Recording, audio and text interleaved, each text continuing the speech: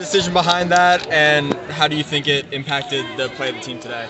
First of all, I think it did impact, and I want to credit Damon Nahas fully. We got to figure out a way to try to win national championships again. And so we were looking at the teams that we might have to play down the road, and we're thinking this shape might be the most effective shape for us to play against some of these teams we have to beat. So to some extent, it was a practice session against Georgia, and we got better in the second half, as you can see. First half, I thought we were a bit clunky, certainly defensively in it. And I think the adjustments we made at halftime in terms of the way we wanted to play contributed to our success in that game. Because Georgia's a fine side, so for us to be up 3-0, and obviously then we're taking a bit of a gamble. We cleared the bench, and of course they got back in it. There's 3-1. You're not comfortable anymore. They get another goal, all of a sudden they're back in it, so we had to put the starters back in. We're trying to figure out a way to rest for the BYU game, so we didn't really get a rest because they scored, and we had to put the starters back in. But the 1-3-5-2 put us in position to be up 3-0 in the second half. And we did a lot of very good things in that shape. So it did contribute. And it wasn't just to beat Georgia. We think it's going to be a shape for us to try to beat some of the other top teams in the country. So this was an intentional system change in order for us to see if we can, compete to be the best team in the country. What does that shape give you, actually? What it gives us is it gives us an opportunity to have a lot of people in the attacking box. So if you think about it, the two front runners can pin a four-back back. So now we have numbers up in midfield. If their four backs are dealing with my two forwards, we have numerical superiority in midfield. But then if you think about it, the left and right, what are called wing backs or midfielders based on how you would describe those positions, Avery Patterson and Emily Moxley, those are two people that can get involved in every single attack. So that actually gives you six people on every attack. The two front runners, the two tens, because we are playing with two tens that can both be in the box, and then the two flank midfield players. That gives you six. So obviously this allows Sentnor to get on the ball more. Is it good for us to have Sentnor on the ball? Yes. Why? Well, you saw it today.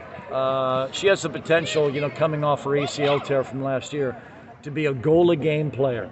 And she's starting to get that back now. Now, will she be at her peak, this Sunday against BYU? No, her peak will be in February because full recovery from an ACL is actually 18 months. 18 months out is February. But I was joking with her after the game. The pieces are coming back now. She'll be even better in February, but right now, last two games, she's had 2 goals. That's the kind of player she is. She can just grab the game by the throat and change it. When we beat FSU, she scored 1 goal, and the other shot she had hit someone's arm. We got a penalty kick off it, so to some extent, she got 2 goals against FSU. So this is a special player, and as she gets more and more comfortable, she's going to do special things. And the other thing I like about her is how coachable she was from the sideline. All of a sudden, she gave the ball away playing one touch, and from the sideline, I instructed her, she's got to basically keep the ball for us. And then from then on, in a game where it was getting sort of dicey, whenever the ball went into her, she didn't lose it. So there's a kid that, in the middle of the game can change what she's doing to help us win. And she was easily our player of the game today. Was part of the change because of the injuries on defense? Not really. The change is to get more people committed to the attacking box. So with this system, it allows us to attack with 6. The other system allows us to attack with 5.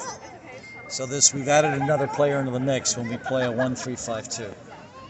What's Sam Mez's situation going forward? Is she available at all for you? I'm not sure. I mean, she has basically a stress fracture. She has a broken leg. There's not a bone sticking through her sock, so it's nothing, visible or horrific. But she's in pain every time she plays. And, I don't want to ask a player to basically agonize for the whole time she's out there. I want her to heal up because that player, like Macy Bell, is a potential U.S. full national team player. And so we're going to be very careful with those players we get that are special, and she is special. So we're going to let her take her time. She's going to tell us, when she's back. And if she's not back this season, she's not. But honestly, Talia Dellaperuta got one of the 3 goals today. And Talia was Mez's backup. So, and I mentioned this early in August. This is one of the deepest teams we've ever had, except in the center back position, of course, which is where most of the injuries have. But we have Sam Meza injured, and who stepped in? A very good player in Talia Dellaperuta. So we are very deep in all the other positions in the field. And so Talia stepped in. She's a magnificent player. Obviously, when we got her back from the U20 national youth team playing in that World Cup, she was injured. So she's been trying to get back to health. And as you can see today, you're starting to see her healthy game come back because she is an elite player as well.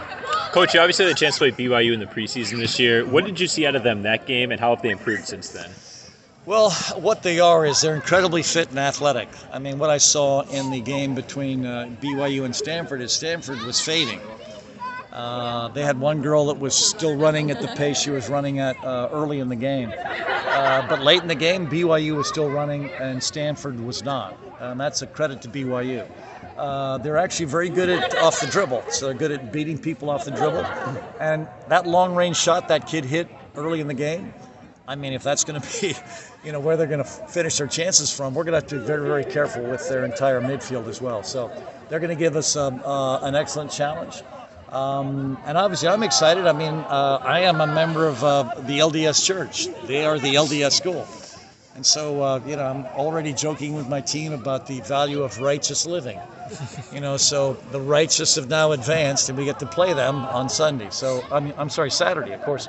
The reason we're not playing them on Sunday is because they are the sort of religious school that doesn't believe in, playing games on Sunday.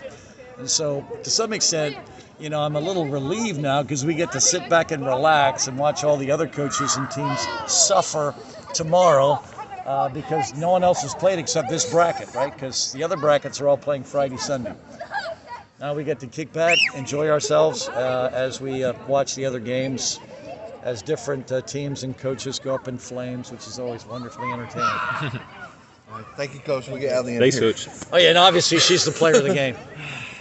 Allie, they think you're the player of the game for some reason, so would you come here and talk to them, please? Allie saying Al, you guys came out playing in a new shape today. How do you think that affected the offense today? I'm really proud of us because we haven't really trained a lot in that formation, and everyone really came out with great attitudes, and we really stuck to the formation, and I think it really worked. We used every player, and people made unselfish runs for each other to help us score. Well, you had 5 goals in all the regular season. You have 4 in 2 NCAA tournament games. What's made the difference for you? Yeah, I think obviously getting used to the program. Technically, I'm a freshman on the field, so it's definitely different coming into the game after being off for a while, 9 months, not playing. But I think we're just really starting to find each other and play together, and we're playing really well. So I think it's more of just a team effort, and then I'm on the end of some of them. So I think I'm just really proud of everyone for connecting and just really making it a team Can you describe that first goal? You took the pass with your back to the defender. You kind of spun around there and got past another defender. I think it was a great pass by Avery. She beat the defender really well on the outside, creating space for her to play the ball to me. And then, I'm not really sure what happened. I just spun her, and I think Mox and Colton making that run wide made space for me to dribble. So once again, everyone making runs to kind of help me be able to score that goal. Did you think you had the hat trick down here? Oh yeah, I shanked that one. That was horrible. Didn't lock the ankle, but I'm just really glad our team won and everyone contributed. Tal had a great goal, and I think it just is really going to help us go into the game on Saturday. Allie, as someone who obviously missed all of last year with injury, you missed their game against South Carolina. What has it been like for you to get on the field in these types of environments and contribute for your team? Yeah, every game's just super special, and I have learned from my injury never to take a minute on the field for granted, so I think I've just really enjoyed playing every minute, even the hard days at practice. It's a lot easier to embrace those once you've been out for a while, but I'm just really proud of this team again, and tournament play is so different than regular season. You gotta win every game, so it's been very intense, but I think that is what makes this team special, is playing in that environment. How was it playing out in the cold today? Yeah, I mean, I guess I'm kind of used to it. I'm from Massachusetts, so this is like my weather for 75% of the season at home. So it's definitely different from what we've experienced all season, but I think everyone played up to it, and it really wasn't a factor. Last one for Ellie. I was going to say, do you feel like your role has changed since Sam's been out, sort of having a bigger responsibility on the offensive end? Yeah, I mean, it obviously sucks not to have Sam on the field. She's a key player for us, and we're all missing her dearly, but I think everyone has really stepped up, and we're playing for her, we're playing for the seniors, and it has been more of a collective effort up top to, you can't replace her, but to try to create some of the things that she would create and even do things that are unique and different from what she would do. Thanks, Ellie. Go get Yeah, warm. of course. Thank you. Let's go. Right there. Take a couple for Talia. Hi.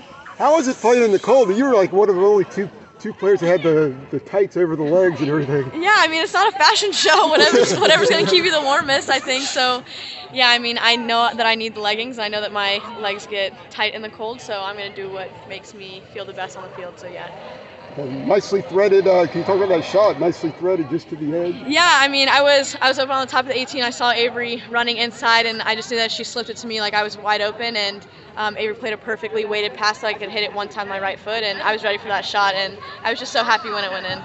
Playing in that new shape, how does it change your game in the midfield?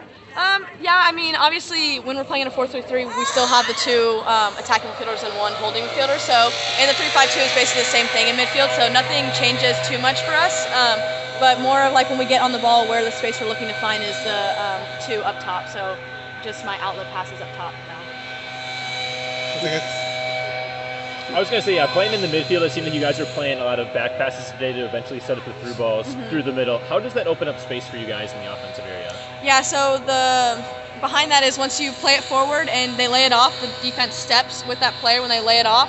So then that creates space behind. So what we try to do is the one forward checks in, lays it off, the other one makes the run in behind, so we always have that outlet in behind once the defense steps up. And kind of, we asked, I guess, Allie, the same thing. Playing without Sam these past couple of games, who's been dealing with injury, how has that been sort of impacting your game plan as a team, and how have you sort of rallied behind her on the sideline? Yeah, well, obviously injuries are no fun, but it's part of the game, and obviously we're all here to support Sam, and we definitely do miss her on the field. And like Allie said, she is a key player for us, so I think that it was really important that everybody else steps up and does their role and a little bit of somebody else's. I think that's really important, and I think that we've really taken that upon us, and we've done a really good job of everyone stepping up and continuing to play together, even though we are missing her. But I think we do look really well on the field together still. Thanks, Talia. Perfect. Thank you, guys.